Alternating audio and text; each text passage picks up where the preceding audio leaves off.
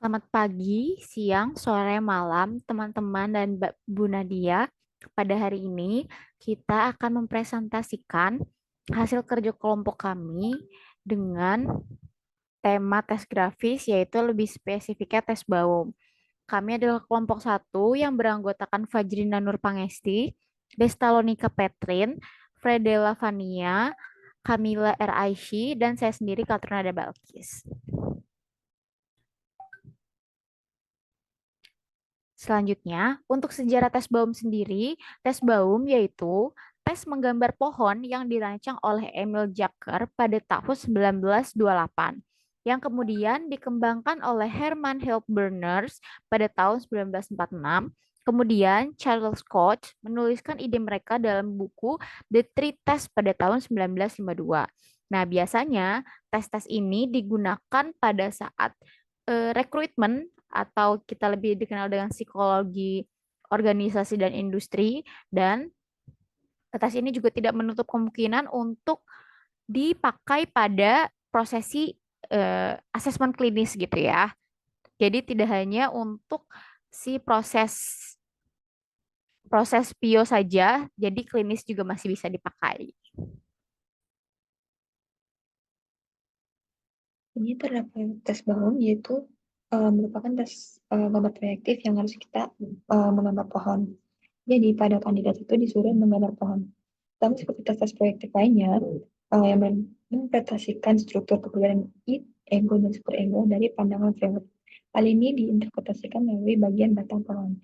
Jadi nanti setiap kandidat akan menggambar satu pohon pada kertas PS, dan situ akan dimulai interpretasinya. Siapa yang memakai tes pohon ini disebut sebagai tes menggambar pohon atau tes pohon. Jadi, apa yang ingin diukur dari tes pohon? Nah, tes ini tuh awalnya dikembangkan oleh Emil Baker, kemudian dikembangkan lebih lanjut oleh Charles Koch, dan sekarang digunakan dalam tes psikologi. Tes pohon sering digunakan untuk memilih karyawan baru di perusahaan. Tes pohon juga dikenal sebagai tes pohon,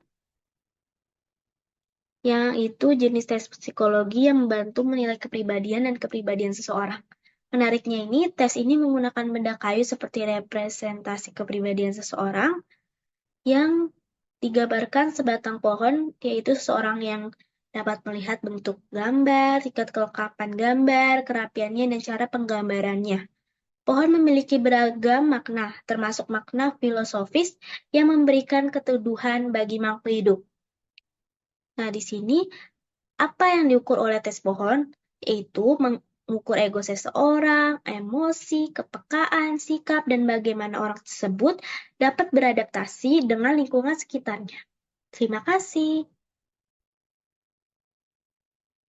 Kemudian, untuk instruksi pengerjaan pada tes Baum, yang pertama, testi akan dibagikan selembar kertas kosong yang lalu testi akan diminta untuk menggambar pohon berkayu yang ada di kehidupan sehari-hari.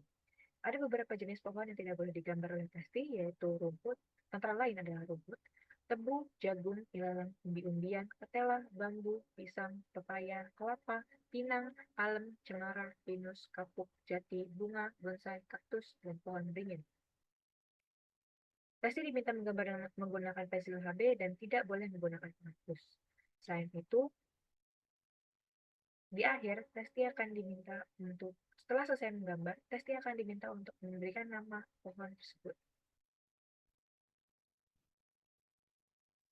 Selanjutnya, untuk scoring sendiri, seluruh tes grafis termasuk tes Baum, penyebutannya bukan di scoring tetapi di interpretasi gitu ya, teman-teman. Jadi dia di scoringnya tidak menggunakan angka seperti tes-tes kepribadian lainnya, tetapi dia menggunakan kalimat-kalimat gitu ya.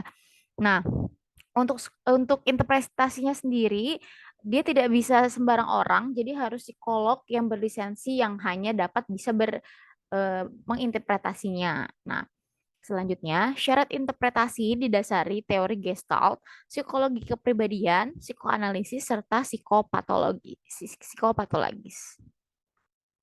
Nah, selanjutnya, interpretasinya ini dinilai berdasarkan sentuhan yang dihasilkan selama testing menggambar.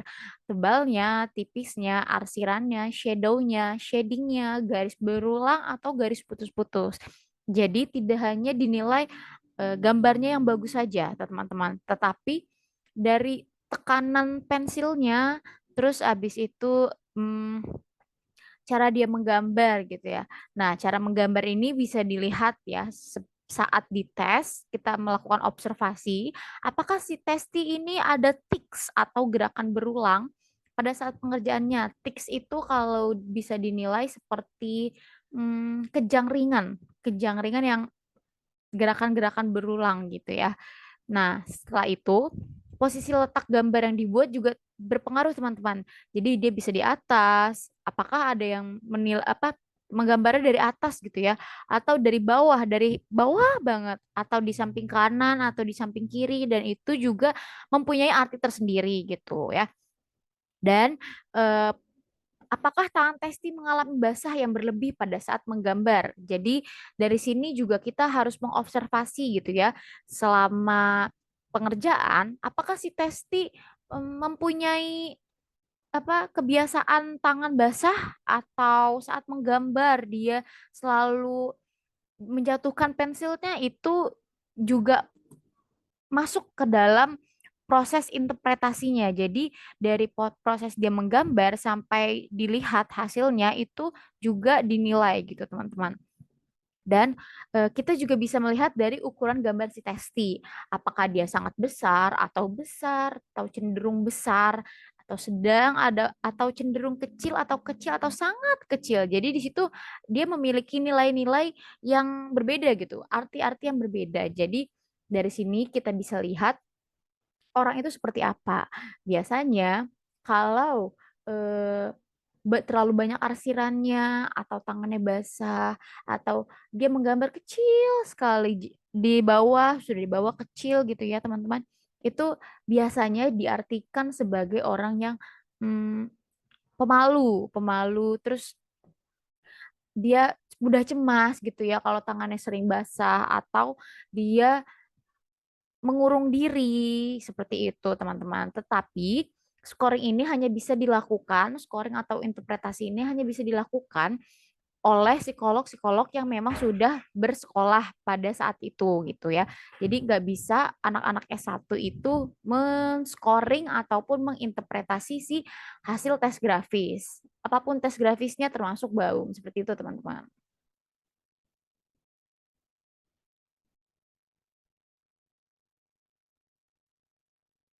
Sekian dari kami, berikut ada referensi yang kami gunakan. Terima kasih.